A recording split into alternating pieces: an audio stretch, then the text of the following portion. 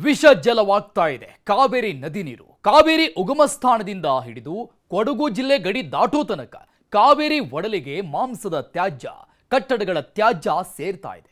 ಅಲ್ಲದೆ ಪಟ್ಟಣಗಳ ಚರಂಡಿ ನೀರು ಕೂಡ ಮಿಕ್ಸ್ ಆಗ್ತಾ ಇದೆ.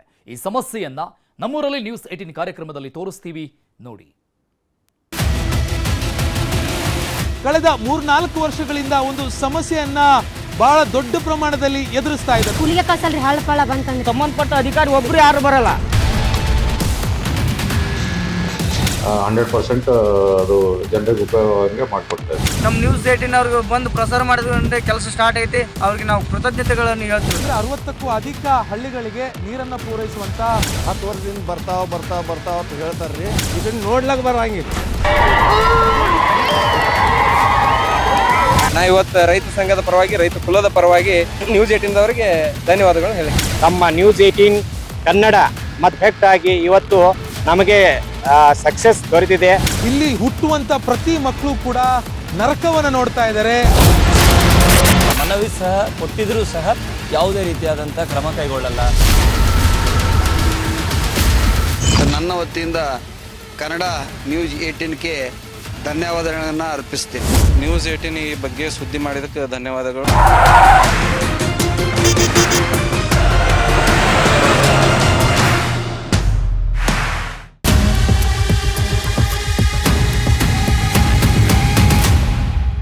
ನಿಮ್ಮ ಮನೆ ಬಾಗಿಲಿಗೂ ನ್ಯೂಸ್ 18 ಬಂದಿದೆ. ನಿಮ್ಮ ಸಮಸ್ಯೆಗಳನ್ನು ಕೇಳೋದಕ್ಕೆ, ನಿಮ್ಮ ಸಮಸ್ಯೆಗಳಿಗೆ ಧ್ವನಿಯಾಗೋದಕ್ಕೆ, ಸಂಬಂಧಪಟ್ಟಂತಹ ಅಧಿಕಾರಿಗಳಿಗೆ ನಿಮ್ಮ ಸಮಸ್ಯೆ ಏನು ಅನ್ನುವಂಥದ್ದನ್ನು ತಿಳಿಸೋದಕ್ಕೆ, ಈ ಮೂಲಕವಾಗಿ ನಿಮ್ಮ ಊರಿಗೆ ಆಗಬೇಕಾದಂತಹ ಅಭಿವೃದ್ಧಿ ಹಾಗೂ ಬೆಳವಣಿಗೆಯನ್ನು ಕಾಣುವಂಥ ನಿಟ್ಟಿನಲ್ಲಿ ನಾವು ಬಂದಿದ್ದೀವಿ. ಇದುವೇ ಇವತ್ತಿನ ವಿಶೇಷ ನಮ್ಮೂರಲ್ಲಿ ನ್ಯೂಸ್ 18.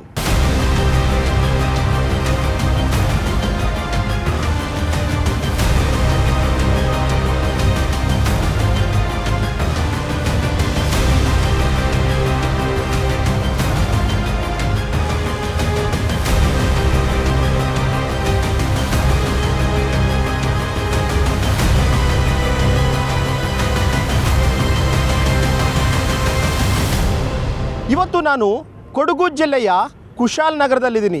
ಕಳೆದ 15-20 ವರ್ಷಗಳಿಂದಲೂ ಕೂಡ ಅಷ್ಟೇ ಕುಶಾಲನಗರದ ಮೂಲಕ ಹಾದು ಹೋಗುವಂತಹ ಕಾವೇರಿ ನದಿ ಸಂಪೂರ್ಣವಾಗಿ ಕಲುಷಿತವಾಗಿದೆ. ಸಾಕಷ್ಟು ಬಾರಿ ಸಂಬಂಧಪಟ್ಟಂಥವ್ರಿಗೆ ವಿಚಾರ ಹೇಳಿದ್ರೂ ಕೂಡ ಅಷ್ಟೇ ಯಾರೂ ತಲೆ ಕೆಡಿಸ್ಕೊಳ್ತಿಲ್ಲ. ಇದರಿಂದ ಕುಶಾಲನಗರ ಜನರ ಆಕ್ರೋಶಕ್ಕೂ ಕೂಡ ಅಷ್ಟೇ ಕಾರಣವಾಗಿರುವಂಥದ್ದು. ಹಾಗಾದರೆ ಏನೆಲ್ಲ ಸಮಸ್ಯೆಗಳಾಗ್ತಾ ಇದೆ, ಕಲುಷಿತ ನೀರು ಆಗ್ತಿದ್ರೂ ಕೂಡ ಅಷ್ಟೇ ಏನೆಲ್ಲ ಪ್ರಾಬ್ಲಮ್ಸು ಇಲ್ಲಿ ಕ್ರಿಯೇಟ್ ಆಗ್ತಿದೆ ಅನ್ನೋಂಥದ್ರ ಬಗ್ಗೆ ಖುದ್ದು ಮಾತನಾಡಲು ಕುಶಾಲನಗರದ ಜನ ಕೂಡ ಈಗ ನಮ್ಮ ಜೊತೆ ಇದ್ದಾರೆ. ಒಬ್ಬೊಬ್ಬರಾಗಿ ಅವ್ರನ್ನ ನಾನು ಮಾತನಾಡಿಸ್ತೀನಿ. ಸರ್, ಮೊದಲನೇದಾಗಿ ಕಳೆದ 15-20 ವರ್ಷಗಳಿಂದಲೂ ಕೂಡ ಅಷ್ಟೇ ಕಾವೇರಿ ನೀರು ಕಲುಷಿತ ಆಗ್ತಾ ಇದೆ. ಹೋರಾಟ ಮಾಡ್ಕೊಂಡು ಬರ್ತಿದ್ದೀರಾ, ಆದರೆ ಫಲ ಸಿಗ್ತಿಲ್ವಲ್ಲ, ಯಾಕೆ ಅಂತ? ಅಂದರೆ ನಾವು ನೋಡ್ತಾ ಇದ್ದೆವು 25-30 ವರ್ಷಗಳ ಹಿಂದೆ ನದಿಗೆ ಹೋಗಿ ನದಿಯಲ್ಲಿ ಬೊಗಸೆ ಕೈಯಲ್ಲಿ ನಾವು ನೀರನ್ನ ತಗೊಳ್ತಿದ್ದೆವು ನಮ್ಮ ಬಾಯಾರಿಕಾದಾಗ. ಈಗ ಪರಿಸ್ಥಿತಿ ಬದಲಾಗ್ತಾ ಯಾಕಂದರೆ ಅದಕ್ಕೆ ಹಲವಾರು ಕಾರಣ ಇದೆ. ಈ ನದಿಗೆ ಹೋದಾಗ ನೀರು ಕುಡಿಬೇಕಾದ್ರೆ ಬಾಟಲ್ ನೀರು ಬಳಸಬೇಕು, ಆ ಪರಿಸ್ಥಿತಿ ಎದುರಾಗ್ತಾ ಇದೆ. ಕಾರಣ ಏನಂದರೆ ಈ ಗ್ರಾಮಗಳ ಪಟ್ಟಣಗಳ ತ್ಯಾಜ್ಯಗಳು ನೇರವಾಗಿ ನದಿಗೆ ಹರಿತಾ ಇದೆ. ಪ್ರತಿಯೊಂದು ಮನೆಯದು. ಯಾಕಂದರೆ ಅವತ್ತು ಜನಸಂಖ್ಯೆ ಕಡಿಮೆ ಇತ್ತು, ಇವತ್ತು ಜನಸಂಖ್ಯೆ ಜಾಸ್ತಿ ಆಗಿದೆ. ಜೊತೆಗೆ ಇನ್ನೊಂದು ಅಂಶ ಏನಂದರೆ ನಮ್ಮಲ್ಲಿ ಅವೈಜ್ಞಾನಿಕ ಪ್ರವಾಸೋದ್ಯಮ ಇದೆ. ವಾರಕ್ಕೆ ವೀಕೆಂಡಲ್ಲಿ ನಮ್ಗೆ ಎಷ್ಟು ಜನ ಬರ್ತಾರೆ ಅಂದರೆ ಲಕ್ಷಗಟ್ಟಲೆ ಲೆಕ್ಕದಲ್ಲಿ ಜನ ಬರ್ತಾರೆ. ಅವರು ಹೊರ ಹಾಕುವಂಥ ಎಲ್ಲ ತ್ಯಾಜ್ಯಗಳು ನದಿ ಪಾಲಾಗುತ್ತೆ. ಜೊತೆಗೆ ಅರಣ್ಯ ಪ್ರಕೃತಿ ಮೇಲೆ ಕೂಡ ಅದು ಪರಿಣಾಮ ಬೀರ್ತಾ ಉಂಟು. ಇದು ಏನಾಗಿದೆ, ಇವತ್ತು ನೀರಿನ ಗುಣಮಟ್ಟ ಅದೊಂದು ಎ ಗ್ರೇಡ್ ಅಂತ ಕರ್ನಾಟಕ ಮಾಲಿನ್ಯ ನಿಯಂತ್ರಣ ಮಂಡಳಿ ಹೇಳ್ತದೆ. ABCD ಅದೊಂದು ಗುಣಮಟ್ಟ. ಎ ಅಂದರೆ ನೇರವಾಗಿ ಬಳಸ್ಬೋದು. ಮೊದಲು ನಾವು ನೋಡಿದಾಗ, ಈಗ ನಾವು ತಲಕಾವೇರಿಲಿ ಹೋಗಿ ಅದನ್ನು ತೀರ್ಥ ಅಂತ ಬಳಸ್ತೀವಿ, ಕಾವೇರಿ ಸಂಕ್ರಮಣ ತೀರ್ಥ ಕುಡಿತೀವಿ. ಭಾಗಮಂಡಲ ಕೇವಲ 3-4 ಕಿಲೋಮೀಟರ್ ನಂತರ ನೀರನ್ನು ಬಳಸಲಿಕ್ಕೆ ಆಗೋದಿಲ್ಲ. ಸರ್, ಈಗ ರಜೆ ಲಾಂಗ್ ಲೀವ್ ಸಿಕ್ತು ಅಂತಂದರೆ almost Madikeri, Kushalnagar home stay ಅಂತ ಬರ್ತಾರೆ. ಸೊ ಈ ಹೋಮ್ ಸ್ಟೇಯಲ್ಲಿರುವಂಥ ಕಲುಷಿತ ನೀರು ನೇರವಾಗಿ ನದಿಗೆ ಹೋಗ್ತಾ ಇದೆ. ಆ ನದಿಯ ನೀರು ಕುಡಿದು ಒಂದು ರೀತಿ ಆರೋಗ್ಯದ ಮೇಲೆ ಎಫೆಕ್ಟ್ ಬೀಳ್ತಿದೆ. ಸೊ ಇದ್ರ ಬಗ್ಗೆ ನೀವೇನು ಹೇಳ್ತೀರಿ? ಹೌದು, 100ಕ್ಕೆ 100 ಸತ್ಯ. ಏನು ವಿಚಾರ ಅಂತ ಹೇಳಿದ್ರೆ, ನಮ್ಮಲ್ಲಿ ವಾರಾಂತ್ಯ ಆದರೆ ಸಾಕು, ಎಲ್ಲ ಹೊರಗಿನ ಭಾಗದಿಂದ ಕೊಡಗಿಗೆ ಲಗ್ಗೆ ಇಡ್ತಾರೆ. ಬಂದವರು ಒಂದು ಶಿಸ್ತಲ್ಲಿ ಬಂದು ಹೋಗಲ್ಲ. ತಮ್ಮ ಎಲ್ಲ ತ್ಯಾಜ್ಯಗಳನ್ನ ಮತ್ತು ಕಲುಷಿತಗೊಂಡಂಥ ಆಹಾರ ಪದಾರ್ಥಗಳಿರ್ಬೋದು ಎಲ್ಲ ವಿಚಾರಗಳನ್ನು ಅವರು ಸಿಕ್ಕದಲ್ಲಿ ಎಸ್ಬಿಟ್ಟು ಹೋಗ್ತಾರೆ. ಜೊತೆಗೆ ಏನು ಅಂತ ಹೇಳಿದ್ರೆ ಎಲ್ಲ ಹೋಗುವಾಗ ಯಾವುದಾದ್ರೂ ಒಂದು ನದಿ ಕಂಡ್ರೆ ಆ ನದಿ ಹತ್ರ ತೆಗೆದು ಎಸೆಯೋದು, ಅಲ್ಲಷ್ಟು ಕಲುಷಿತ ಆಯಿತು. ಮತ್ತು ಆಹಾರದ ಪಟ್ಟಣಗಳನ್ನ ಬಿಸಾಕೋದು, ಅದು ಆ ಪಟ್ಟಣ ಸೇರಿಸಿ ಜಾನುವಾರುಗಳು ಕಾಡು ಪ್ರಾಣಿಗಳು ತಿನ್ನೋದು, ಅದಕ್ಕೆ ಸಮಸ್ಯೆ ಆಗ್ತಿರೋದು. ನೈಸರ್ಗಿಕವಾಗಿ ನದಿಯ ಮೂಲಗಳ ದಿಕ್ಕುಗಳನ್ನ ತಿರುಗಿಸ್ತಾ ಇದ್ದಾರೆ. ಇನ್ನೊಂದೇನು ಅಂತ ಹೇಳಿದ್ರೆ, ನದಿ ಪಾತ್ರದಿಂದ ಒಂದಿಷ್ಟು ದೂರದಲ್ಲಿ ಮನೆ ಇರಬೇಕು ಅಂತೇಳಿ ಸರ್ಕಾರ ಆ ಕಾಲದಿಂದ ಬಡ್ಕೊಂಡ್ರೂ ಕೂಡ ಇವತ್ತು ಆ ವ್ಯವಸ್ಥೆ ಇವತ್ತಿಗೂ ಬಂದಿಲ್ಲ. ಅದಕ್ಕೆ ಸಾರ್ವಜನಿಕರಿಂದ ಹಿಡಿದು ಪ್ರತಿಯೊಬ್ಬರು ಅಧಿಕಾರಿಗಳು, ಸಾರ್ವಜನಿಕರು ಎಲ್ಲರೂ ಕೂಡ ನೇರ ಹೊಣೆ ಆಗಿದ್ದಾರೆ. ಹಳ್ಳಿಗಳಿಂದ ಹೋಗುವಂಥ ಕಲುಷಿತ ನೀರು ನೇರವಾಗಿ ಹೋಗ್ತಾ ಇದೆ ಅಂತ ಹೇಳ್ತಿದ್ದಾರೆ. ಅದನ್ನು ಪರ್ಯಾಯವಾಗಿ ಏನು ವ್ಯವಸ್ಥೆ ಮಾಡೋದಕ್ಕೆ ಆಗಲ್ವಾ ಅಂತಲೇ ಹೇಗೆ ಅಂತ? ಇಲ್ಲ, ಕುಶಾಲನಗರದಿಂದನೂ ಹೋಗ್ತಾ ಇದೆ. ನದಿ ದಡಗಳ ಹತ್ರ ಹೋದರೆ ಮಲಗಳು ತೇಲ್ತಾ ಇದ್ದಾವೆ ಎಲ್ಲ ಕಡೆನೂ. ಅಂದರೆ ಇದಕ್ಕೇನು ಸಮಸ್ಯೆ ಪರಿಹಾರ ಇಲ್ವಾ ಅಂತ, ಅದೇ ಕಂಟಿನ್ಯೂ ಆಗ್ತಿರೋ ಅಂಥದ್ದೇ ಹೇಗಿದೆ ಅಂತ? ತುಂಬ ವರ್ಷಗಳಿಂದ ನಡೀತಾ ಇದೆ. ಎಲ್ಲ ಮುಖಂಡರು ಸೇರ್ಕೊಂಡು ಇದ್ರ ವ್ಯವಸ್ಥೆ ಒಂದು ಮಾಡಬೇಕು. ಇದೇ ರೀತಿ ಪರಿಸ್ಥಿತಿ ಇನ್ನೊಂದು 10 ವರ್ಷಗಳ ಕಾಲ ಕಂಟಿನ್ಯೂ ಆಯಿತು ಅಂತಂದರೆ ಎಫೆಕ್ಟ್ ಕಂಪ್ಲೀಟಾಗಿ ಆರೋಗ್ಯದ ಮೇಲೇ ಬೀರುತ್ತೆ. ಸೊ ಇದನ್ನು ತಡೆಗಟ್ಟಬೇಕು ಅಂತ ಮುಂದೆ ಏನು ಮಾಡಬೇಕು ಅಂತ ಅಂದ್ಕೊಂಡಿದ್ದೀರಿ ಅಂತ? ಮುಂದೆ ಎಲ್ಲ ಅಧಿಕಾರಿಗಳು ಎಲ್ಲರೂ ಸೇರಿ, ನಮ್ಮ ಊರಿನ ಮುಖಂಡರೆಲ್ಲ ಸೇರಿ ಅದಕ್ಕೆ ಸರಿಯಾದ ವ್ಯವಸ್ಥೆಯನ್ನು ಮಾಡಬೇಕು ಅಂತ ಹೇಳ್ತೀನಿ. ಆದರೆ ಎಲ್ಲರೂ ಬಂದ ಹೊಸ ಇದರಿಂದನೂ ಬೇರೆ ಬೇರೆ ಪಂಚಾಯತಿಂದ ಆಗ್ಬೋದು, ಎಲ್ಲ ಕಡೆಯಿಂದ ಸಪೋರ್ಟ್ ಬೇಕಾಗುತ್ತೆ. ಇದಕ್ಕೆ ಮಾಡದೆ UGDನ ಸರಿಯಾದ ರೀತಿಯಲ್ಲಿ ಯೂಸ್ ಮಾಡಬೇಕಾಗುತ್ತೆ. ಆಗ ಇದು ಕಲುಷಿತ ಆಗೋದು ಸ್ವಲ್ಪ ಕಡಿಮೆ ಆಗ್ಬೋದು ಅಂತ ನನ್ನ ಅನಿಸಿಕೆ. ಕುಶಾಲನಗರ ಜನರಿಗೆ ಅರಿವಿದೆಯಾ ಸರ್? ಅಟ್ಲೀಸ್ಟ್ ಆ ನೀರು ಕಲುಷಿತ ಆಗ್ತಿದೆ, ನಮ್ಮ ಎಲ್ಲ ಒಂದು ಕಲುಷಿತ ನೀರು ಕೂಡ ಅಲ್ಲಿ ಸೇರ್ತಾ ಇದೆ ಅನ್ನೋಂಥದ್ದು ಅರಿವಿದೆಯಾ? ಹೋಗಲಿ, ಅರಿವಿನ ಕೊರತೆ ಏನೂ ಇಲ್ಲ. ಆದರೆ ಇಲ್ಲಿಯ ಸ್ಥಳೀಯರ ಅರಿವಿನ ಕೊರತೆ ಮಾತ್ರ ಅಲ್ಲ, ಪ್ರವಾಸಿ ತಾಣ ಆಗ್ತದೆ. ಕೊಡಗು ದಿನನಿತ್ಯವೂ ಕೂಡ ಬೆಳೀತಾ ಇರತಕ್ಕಂಥ, ಪ್ರವಾಸಿ ತಾಣವಾಗಿ ಬೆಳೀತಾ ಇರತಕ್ಕಂಥ ಜಿಲ್ಲೆ. ಇಲ್ಲಿ ದೊಡ್ಡ ರೀತಿಯಲ್ಲಿರ್ತಕ್ಕಂತಹ ರೆಸಾರ್ಟ್ಗಳು, ಹೋಮ್ ಸ್ಟೇಗಳು, ಈ ರೀತಿಯಲ್ಲಿರ್ತಕ್ಕಂತಹ ವ್ಯಾವಹಾರಿಕವಾಗಿರತಕ್ಕಂಥ ರೀತಿಯಲ್ಲಿ ದೊಡ್ಡ ರೀತಿ ನಡೆಯುವಾಗ ಆಳುವ ಪ್ರಭುತ್ವವು ಕೂಡ ಇದರ ಬಗ್ಗೆ ನಿಗಾ ವಹಿಸಬೇಕು ಹೆಚ್ಚು. ಮತ್ತು ಆ ಕಾರ್ಯಾಂಗ ವ್ಯವಸ್ಥೆ ಸರಿಯಾದ ರೀತಿಯಲ್ಲಿರ್ತಕ್ಕಂಥ ರೀತಿಯಲ್ಲಿ ಶಕ್ತಿಯುತವಾಗಿ ನಡೆದ ಮಾತ್ರ ಇದನ್ನು ತಡೀಲಿಕ್ಕೆ ಸಾಧ್ಯ. ಮತ್ತು ಇದು ಬರೀ ಕುಶಾಲನಗರಕ್ಕೆ ಸೀಮಿತವಾಗಿರತಕ್ಕಂಥ ಪ್ರಶ್ನೆ ಅಲ್ಲ. ಇದು ಕಾವೇರಿ ನದಿಯ ಪ್ರಾರಂಭಗಳಿಂದನೂ ಕೂಡ ಬದಿಯಲ್ಲಿರತಕ್ಕಂತಹ ಬಹುತೇಕ ಸಾರ್ವಜನಿಕ ಶೌಚಾಲಯಗಳಿಂದ ಹಿಡ್ಕೊಂಡು ಏನು ಸ್ವಚ್ಛ ಎಲ್ಲವೂ ಕೂಡ ಇವತ್ತು ಕಾವೇರಿ ನದಿಗೆ ಅದು ದೊಡ್ಡ ರೀತಿಯಲ್ಲಿ ಹರಿತಾ ಇರತಕ್ಕಂಥದ್ದನ್ನು ನಾವು ಕಾಣ್ತಾ ಇದ್ವಿ. ಮತ್ತು ಬರೀ ಈ ಥರದ ಪ್ರಶ್ನೆ ಮಾತ್ರ ಅಲ್ಲ, ಇವತ್ತು ಕಾಫಿ ಇಂಡಸ್ಟ್ರಿ ಕೂಡ ಕೊಡಗು ಕಾಫಿ ಪಲ್ಪರಿಂಗನ್ನು ಇವತ್ತು ಎಲ್ಲಿ ತೊಳಿತಾರೆ ಅಂತ ಅದು ಕಾವೇರಿ ನದಿ. ಮತ್ತು ಅದರೊಳಗಡೆ ಇರತಕ್ಕಂಥ ಈ ಏನು ಗೊಬ್ಬರದ ಕೆಮಿಕಲ್ ಇರತಕ್ಕಂಥ ಚೀಲಗಳನ್ನು ತೊಳಿಲಿಕ್ಕೆ ಬಳಸ್ತಾ ಇರತಕ್ಕಂಥದ್ದು ಕೂಡ ಇವತ್ತು ಕಾವೇರಿ ನದಿ.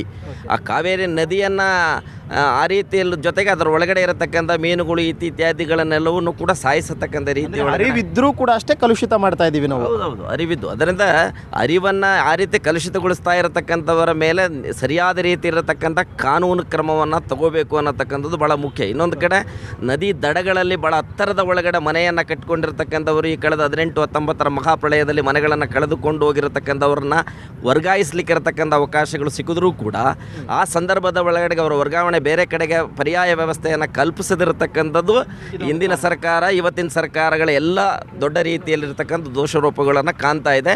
ಅದಕ್ಕೆ ಒಂದು ಪರ್ಯಾಯ ವ್ಯವಸ್ಥೆಯನ್ನು ಕಾಣಬೇಕಾಗಿರ್ತಕ್ಕಂಥದ್ದು ಭಾಳ ಅಗತ್ಯ ಇದೆ. ಆ ಮುಖಾಂತರ ಕೂಡ ಒಂದಿಷ್ಟು ಬದಲಾಯಿಸಲಿಕ್ಕೆ ಸಾಧ್ಯ ಇದೆ. ಈಗ ಶಾಸಕರಾಗಿರ್ಬೋದು, ಸಚಿವರಾಗಿರ್ಬೋದು, ಜಿಲ್ಲಾ ಉಸ್ತುವಾರಿ ಸಚಿವರಾಗಿರ್ಬೋದು, ಅವರಲ್ಲಿ ಏನು ಮಾಡ್ತಿದ್ದಾರೆ? ಅವ್ರ ಜ್ಞಾನ ಇದೆಯಾ ಅಟ್ಲೀಸ್ಟ್ ಹೋಗ್ಲಿ ಇದ್ರ ಬಗ್ಗೆ? ಆ್ಯಕ್ಚುಲಿ ನಿಜವಾಗಿ ಹೇಳ್ಬೇಕಂದ್ರೆ ಎಲ್ಲೋ ಸರ್ಕಾರ ಕಣ್ಮುಚ್ಚಿ ಕೂತಿದೆ ಅಂತ ಹೇಳೋಕ್ಕೆ ಇಷ್ಟಪಡ್ತೀನಿ. ಯಾಕಂದರೆ ಬಹುತೇಕ ಏನು ಕೊಡಗಿನ ಏನು ಪ್ರವಾಸಿ ತಾಣಗಳಿದೆ ಆ ನಿಟ್ಟಿನಲ್ಲಿ ಏನು ಒಂದು ಭಾಗಮಂಡಲ, ತಲಕಾವೇರಿ, ಸಿದ್ದಾಪುರ ಇರ್ಬೋದು, ಕುಶಾಲನಗರ ಇರ್ಬೋದು, ಎಲ್ಲ ಮಾರ್ಗಗಳಿಂದ ಸಂಪೂರ್ಣವಾಗಿ ಏನು ನದಿ ತೀರದಲ್ಲಿ ಏನು ಹೋಮ್ ಸ್ಟೇಗಳು, ರೆಸಾರ್ಟ್ಗಳು ದಿನಕ್ಕೆ ತಲೆ ಎತ್ತುತ್ತಿದೆ. ಆ ರೆಸಾರ್ಟ್ಗಳಲ್ಲಿ, ಹೋಮ್ ಸ್ಟೇಗಳಲ್ಲಿ ನೇರವಾದಂಥ ನೀರುಗಳು ನೇರವಾಗಿ ಕಾವೇರಿ ನದಿ ಸೇರ್ತಾ ಇದೆ. ಹಾಗಾಗಿ ಕಾವೇರಿ ನದಿ ಸಂಪೂರ್ಣವಾಗಿ ಕಲುಷಿತಗೊಳ್ಳುತ್ತಿದೆ ಸರ್. ಹಾಗಾಗಿ ಸರ್ಕಾರ ಎಷ್ಟೇ ಕ್ರಮ ಕೈಗೊಂಡ್ರು, ಏನೇ ಕೈಗೊಂಡ್ರು, ಏನನ್ನ ಮೈನು ಏನು ಹೋಮ್ ಸ್ಟೇ ರೆಸಾರ್ಟ್ಗಳು ಏನಿದ್ದಾರೆ ಆ ಮಾಲೀಕರುಗಳ ಮೇಲೆ ಶಿಸ್ತು ಕ್ರಮ ಕೈಗೊಳ್ಳಬೇಕು. ಕ್ರಮ ಕೈಗೊಂಡಂಥ ಸಂದರ್ಭದಲ್ಲಿ ನಮ್ಮ ಕಾವೇರಿ ನದಿಯನ್ನು ಸ್ವಚ್ಛತೆಗೊಳಿಸಲು ನಾವು ಪ್ರಮುಖ ಪಾತ್ರ ವಹಿಸ್ಬೋದು. ಯಾಕಂದರೆ ನೇರವಾಗಿ ನಾವು ಸರ್ಕಾರಕ್ಕಾಗಲಿ, ಶಾಸಕರಿಗಾಗಲಿ, ಜಿಲ್ಲಾ ಆಡಳಿತ ಕೇಳೋಕ್ಕಿಂತ ಮುಂಚೆ ಅನುಮತಿ ಏನು ಕೊಡ್ತಾ ಇದ್ದಾರೆ, ಅನುಮತಿ ಕೊಟ್ಟಂಥವ್ರ ಮೇಲೆ ಶಿಸ್ತು ಕ್ರಮ ಕೈಗೊಂಡಾಗ ಇಂಥ ಆಗುವಂಥ ಕಲುಷಿತಗಳನ್ನು ತಡೆಗಟ್ಟುವಲ್ಲಿ ನಮ್ಮ ಮುಂದಾಗ್ಬೋದು ಅಂತ. ಬಹುಶಃ ಮುಂದೊಂದು ದಿನ ಕಾವೇರಿ ನದಿ ಇಲ್ಲವೇ ಆಗ್ಬಿಡುತ್ತದೇನೋ ಅಂತ ಹೇಳುವ ಭಯ ಕೂಡ ಇದೆ ನಮಗೆ. ಹಾಗಾಗಿ ಕಾವೇರಿ ನದಿಯ ಸ್ವಚ್ಛತೆ ಜೊತೆಗೆ ಅದನ್ನು ಉಳಿಸಿಕೊಳ್ಳುವ, ನದಿ ನೀರನ್ನು ನಿರಂತರವಾಗಿ ಹರಿವಾಗಿ ನೋಡಿಕೊಳ್ಳುವಂಥ ಒಂದು ಸುದೀರ್ಘವಾದ ಕಾರ್ಯಯೋಜನೆ ಬೇಕು. ಅದಕ್ಕೆ ಕಾರ್ಯಯೋಜನೆಗೆ ದೊಡ್ಡ ಮೊತ್ತದ ಹಣವೂ ಬೇಕಾಗ್ತದೆ, ಸಮೂಹ ಒಳಗೊಳ್ಳಬೇಕಾಗ್ತದೆ, ಸ್ಥಳೀಯ ಆಡಳಿತಗಳು ಇದಕ್ಕೆ ಹೆಚ್ಚಿನ ಜವಾಬ್ದಾರಿಯನ್ನು ತೆಗೆದುಕೊಳ್ಬೇಕು. ಸ್ಥಳೀಯ ಗ್ರಾಮ ಪಂಚಾಯತ್ ಆಡಳಿತ ಇದೆ, ಹೆಚ್ಚು ಜವಾಬ್ದಾರಿಯನ್ನು ತಗೊಳ್ಬೇಕಾಗ್ತದೆ. ಬಫರ್ ಝೋನ್ಗಳನ್ನ ಅತಿಕ್ರಮಣನ ನಿಲ್ಲಿಸಬೇಕಾಗಿದೆ. ಬಫರ್ ಝೋನ್ನಲ್ಲಿ ಭಾಳ ದೊಡ್ಡ ಮಟ್ಟದಲ್ಲಿ ಮನೆಗಳು, ನಿವೇಶನಗಳು ಮತ್ತು ಲೇಔಟ್ಗಳು ನಿರ್ಮಾಣ ಆಗ್ತಿದೆ. ಇದು ಸುದೀರ್ಘವಾದ ಆಲೋಚನೆ ಇದೆ. ಈ ಸುದೀರ್ಘವಾಗಿ ಇದ್ರ ಬಗ್ಗೆ ಸಮಗ್ರವಾದ ಆಲೋಚನೆಯನ್ನು ಮಾಡಿ ನಾವೊಂದು ಕಾರ್ಯಯೋಜನೆಯನ್ನು ಒಟ್ಟಾಗಿ ತೆಗೆದುಕೊಳ್ಬೇಕು. ಸ್ವಚ್ಛತೆ ವಿಚಾರ ಅಂತ ಬಂದರೆ ಕುಶಾಲನಗರ ಹೆಂಗೆ? ಕುಶಾಲನಗರದಲ್ಲಿ ಸ್ವಚ್ಛತೆ ಅಂದರೆ ಪರವಾಗಿಲ್ಲ ಸರ್, ಇಲ್ಲಿ ತೊಂದರೆ ಇಲ್ಲ. ಕುಶಾಲನಗರದಲ್ಲಿ ನಮ್ಮಲ್ಲಿ ಒಳಚರಂಡಿ ವ್ಯವಸ್ಥೆ ಹೇಗಿದೆ? ಇಲ್ಲಿ ಪಂಚಾಯತಿಯವ್ರ ಬಗ್ಗೆ ಏನು ತೊಂದರೆ ಇಲ್ಲ ಸರ್. ಇಲ್ಲಿ ಏನಾಗಿದೆ ಅಂತ ಹೇಳಿದ್ರೆ, ಈಗ ರೆಸಾರ್ಟು, ಹೋಮ್ ಸ್ಟೇ ಇದ್ರಗಳಿಂದನೇ ಎಲ್ಲ ಒಳಚರಂಡಿ. ಎಷ್ಟಿದಾವೆ ಸರ್ ರೆಸಾರ್ಟು, ಹೋಮ್ ಸ್ಟೇಗಳು? ಅಂದಾಜು ಒಂದು 20-25 ಇರ್ಬೋದು ಸರ್ ಕುಶಾಲನಗರದಲ್ಲಿ. ಅದರಿಂದ ಎಲ್ಲ ನೀರೆಲ್ಲ ಹೊರಗಡೆ ಹೋಗ್ತದೆ, ಅದೇ ಕಾವೇರಿ ಒಳಗೆಲ್ಲ ಸೇರ್ತಾ ಇದೆ. ಅದರಿಂದ ಕಲ್ಮಶ ಆಗ್ತಾ ಇದೆ ನೀರುಗಳೆಲ್ಲ. ಈ ರೆಸಾರ್ಟ್ ಮಾಲೀಕರನ್ನೋ ಹೋಮ್ ಸ್ಟೇ ಮಾಲೀಕರನ್ನೋ ಕರೆಸಿ ಇಲ್ಲಿಂದ ಕಲುಷಿತ ನೀರು ನದಿಗೆ ಹೋಗ್ತಾ ಇದೆ, ಅದಕ್ಕೆ ಆಲ್ಟರ್ನೇಟಿವ್ ಏನಾದರೂ ವ್ಯವಸ್ಥೆ ಮಾಡಿ ಅಂತ ಯಾರಾದರೂ ಹೇಳಿದ್ದಾರೆ ಅಟ್ಲೀಸ್ಟ್ ಇಲ್ಲಿವರೆಗೂ? ಮಾತಾಡಿಲ್ಲ ಸರ್, ಇದ್ರ ಬಗ್ಗೆ ಯಾರೂ ಇದು ಮಾಡಲಿಲ್ಲ. ಮಾಡಿದ್ರು ಅವರು ತಲೆಗೆ ಹಾಕೊಳ್ಳಲ್ಲ. ಹೊರಗಳಿಂದ ಬರತಕ್ಕಂಥ ಟೂರಿಸ್ಟವರು ಇದ್ದಾರೆ, ಅವರೇ ನಮ್ಮ ಕಾವೇರಿ ನದಿಯ ಹೆಚ್ಚಿನ ಅಂಶ ಕಲುಷಿತಗೊಳಿಸೋದು ಒಂದು. ಎರಡನೇದಾಗಿ ಕಾವೇರಿ ನದಿಯ ಪಕ್ಕದಲ್ಲಿ ಮನೆ ಕಟ್ಟಬಾರ್ದು ಅಂತ ಸರ್ಕಾರದ ಆದೇಶ ಇದ್ದರೂ ಸಹ ಕೆಲವು ಅಧಿಕಾರಿಗಳನ್ನು ಉದಾಸೀನತೆಯಿಂದ ಕಂಡು ಅವರು ಮನೆ ಕಟ್ಟಿಕೊಂಡು ಅವರೇ ನೇರವಾಗಿ ಕಾವೇರಿ ಒಳಗೆ ನೇರವಾಗಿ ನೀವು ಹೇಳ್ದು ಅಂದರೆ ಭ್ರಷ್ಟಾಚಾರ ಅಂತ, ಅಂದರೆ ದುಡ್ಡು ಕಾಸು ಕೊಟ್ಟರು ಅಂತಂದರೆ ನೀವೇನು ಬೇಕಾದರೂ ಮಾಡ್ಕೊಳ್ಳಿ ಅಂತ. ಈ ಥರ ಆಧಾರದಿಂದ ಕಲುಷಿತವಾಗಿದೆ. ಇಂಗುಗುಂಡಿ ತೆಗೆದ್ರೆ ನಿಜವಾಗಿ ಅದನ್ನಲ್ಲಿ ತಡೆಗಟ್ಟಬಹುದು. ಇಂಗುಗುಂಡಿ ಮಾಡ್ತಾ ಇಲ್ಲ. ಈಗಾಗಲೇ ಪಂಚಾಯತಿಯವರಿಗೆ ಕಳೆದ ವರ್ಷ 2 ಇಂಗುಗುಂಡಿ ಮಾಡಿದರು, ಅದು ಒಂದು ವರ್ಷಕ್ಕೆ ಅದಲ್ಲಿ ಮುಗೀತು. ಆ ಥರ ಉದಾಸೀನತೆ ಮಾಡಿದರೆ ನಿಜವಾಗಿ ಕಾವೇರಿ ಒಳಗೆ ನೀರು ಹರಿಯುವುದೇ ಸಂಶಯ ಅಂತೇಳಿ ನನಗೆ ಕಂಡು ಬರ್ತಾ ಉಂಟು. ಅಂದರೆ ನಮಗೆ ಗೊತ್ತಿದ್ದು ನಾವು ಕಲುಷಿತ ಮಾಡ್ತಿದ್ದೀವಿ. ಇದನ್ನು ತಡೆಗಟ್ಟುವಂಥ ಅಧಿಕಾರ ಸರ್ಕಾರದ ಅಧಿಕಾರಿಗಳಿಗೆ ವಿನಃ ಪ್ರಜೆಗಳಿಗೆಲ್ಲ. ಸರ್ಕಾರದ ಅಧಿಕಾರಿಗಳು ಇದರ ಬಗ್ಗೆ ಶಿಸ್ತಿನ ಕ್ರಮ ತೆಗೆದುಕೊಂಡ್ರೆ ನಿಜವಾಗಿ ಅದನ್ನು ಕಲುಷಿತವಾಗುವುದನ್ನು ತಡೆಗಟ್ಟಬಹುದು. ಅಲ್ಲಿ 2-3 ವರ್ಷದಿಂದ ಡಿ.ಸಿ ಅವರಿಗೆ ಮುಟ್ಟಿಸ್ತಾ ಇದ್ವಿ, ಆದರೂ ಏನು ಕ್ರಮ ತೆಗೆದುಕೊಳ್ಳುವುದು ಕಾಣುವುದಿಲ್ಲ. ಇದು ಆ ನ್ಯೂನತೆ ಇರುವುದರಿಂದ ಕಾವೇರಿ ಸ್ವಚ್ಛತಾ ಆಂದೋಲನದವರು ಪ್ರಯತ್ನ ಆಗ್ತಾ ಇಲ್ಲ. ಈಗ ಇಂಗುಗುಂಡಿ ಮಾಡಿದ್ರೆ ನಮಗೆ ಹರಿಯುವ ಚರಂಡಿ ನೀರುಗಳೆಲ್ಲ ಅಲ್ಲಿ ನದಿಯಲ್ಲಿ ಹಿಂಗಿ ನದಿಗೆ ಶುದ್ಧ ನೀರು ಬರ್ತದೆ. ಈಗ ಅದು ಯಾವ್ದು ಮಾಡ್ತಾ ಇಲ್ಲ. ಯಾಕಂದರೆ ರೆಸಾರ್ಟ್ ಮಾಡ್ತಾ ಇರೋರಲ್ಲೇ ಸ್ಥಳೀಯರೇ, ಕೊಡಗು ಜಿಲ್ಲೆಯಲ್ಲಿ ವಾಸ ಮಾಡ್ತಕ್ಕಂಥ ಸ್ಥಳೀಯರೇ ಹೊರತು, ಶ್ರೀಮಂತರು ಹೊರತು ಯಾರು ಬಡವ ಹೋಗಿ ರೆಸಾರ್ಟ್ ಮಾಡಿಲ್ಲ. ಇನ್ಫ್ಲೂಯೆನ್ಸ್ಡ್ ಎಲ್ಲ ಟೂರಿಸ್ಟು ಬರ್ತಾರೆ, ಪ್ರವಾಸಿಗರು ಬರ್ತಾರೆ, ಊರನ್ನ ನೋಡ್ತಾರೆ, ಎಂಜಾಯ್ ಮಾಡ್ತಾರೆ, ಹೋಗ್ತಾರೆ. ಆದರೆ ಸ್ಥಳೀಯರು ಅವರಿಗೆ ಕಾಳಜಿ ಇಲ್ಲ. ಈಗ ಮರಗಳನ್ನ ಎಲ್ಲ ಕಡ್ದು ಹಾಕ್ತಾ ಇದ್ದಾರೆ.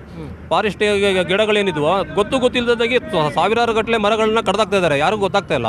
ಮಳೆ ಕಡಿಮೆ ಆಗಿದೆ, ಅಂತರ್ಜಲ ಕುಸಿತ ಇದೆ. ಆಮೇಲೆ ಈಗ ಬೋರ್ವೆಲ್ಗಳು ತೆಗಿತಾ ಇದ್ದಾರೆ.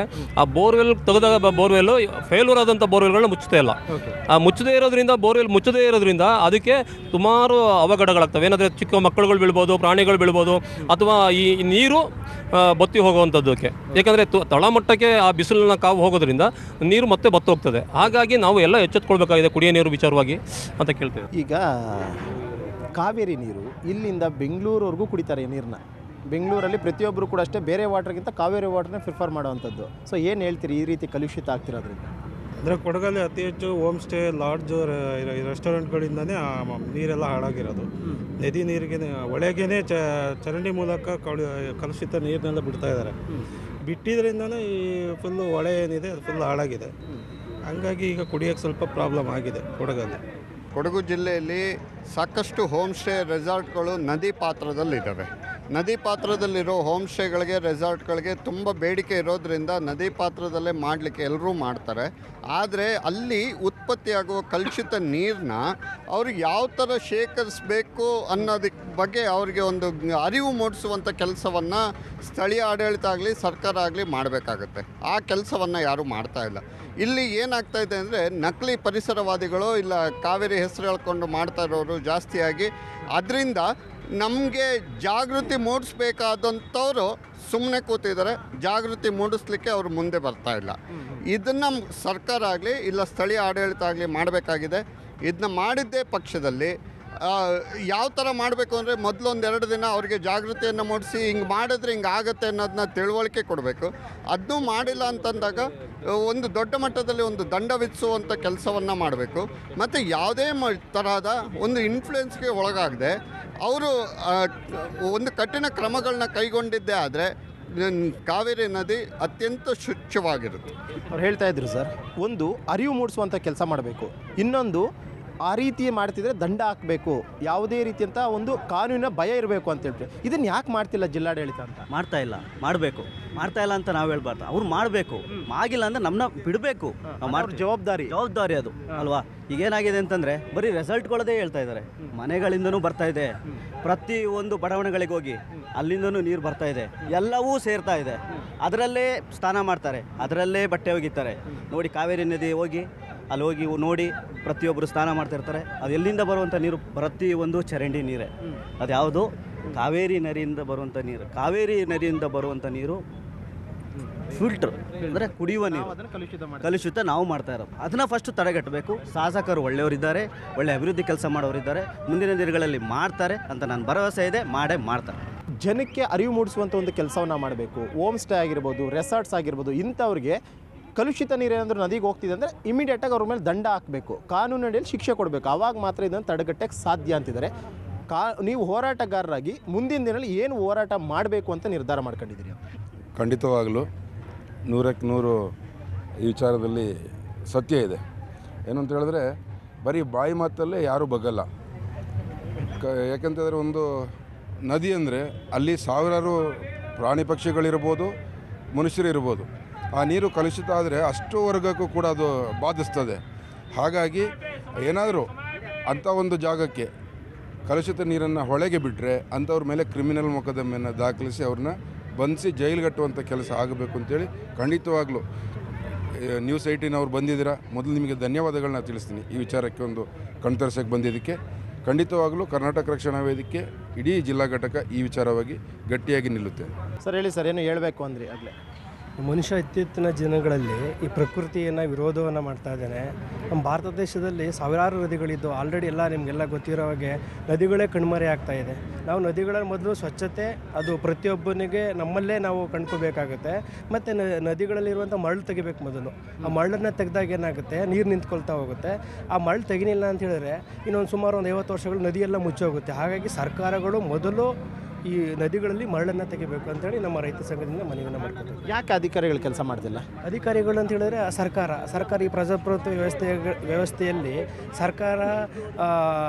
ಸರ್ಕಾರ ಈ ಶಾಸಕರಾಗಿರ್ಬೋದು, ಮಂತ್ರಿಗಳಾಗಿರ್ಬೋದು, ಸ್ವಲ್ಪ ಅವ್ರಿಗೇನಪ್ಪ ಅಂತ ಹೇಳಿದ್ರೆ ನಮ್ಮಂಥ ಹೋರಾಟಗಾರರು ಯಾವಾಗವಾಗ ಅವ್ರಿಗೆ ನಾವು ಅರಿವು ಮೂಡಿಸ್ತೀವಿ, ಆಗ ಕೆಲಸಗಳು ಮಾಡ್ತಾರೆ. ಇಲ್ಲ ತನಕ ಅವರ ಸಮಸ್ಯೆ ಬಗೆಹರಿಲಿಲ್ಲ ಅಂತಂದರೆ ಹೋರಾಟಗಾರರಾಗಿ ನೀವು ಮುಂದೆ ಏನು ಮಾಡಬೇಕು ಅಂತ ಅಂದ್ಕೊಂಡಿದ್ದೀರಾ? ನಾವು ಹೋರಾಟಗಾರರಾಗಿ ಎಲ್ಲ ಒಂದು ಸಂಘಟನೆಗಳ ಜೊತೆಗೂಡಿ ನಾವು ದೊಡ್ಡ ಬೃಹತ್ ಒಂದು ಹೋರಾಟವನ್ನು ಮಾಡಬೇಕು. ಹೇಳಿದ್ರಲ್ಲ, ಕೊಡಗಿನ ಜನ ಹೇಳ್ತಾ ಇರುವಂಥದ್ದು ಬಹುತೇಕ ಇದೇ ರೀತಿ ನೀರು ಕಲುಷಿತ ಆಗ್ತಾ ಹೋಯ್ತು ಅಂತಂದರೆ ಇನ್ನೊಂದು 10-15 ವರ್ಷದಲ್ಲಿ ಕಾವೇರಿ ನೀರು ಅನ್ನುವಂಥದ್ದೇ ಇಲ್ಲದಂಥ ಪರಿಸ್ಥಿತಿ ಎದುರಾಗುತ್ತೆ.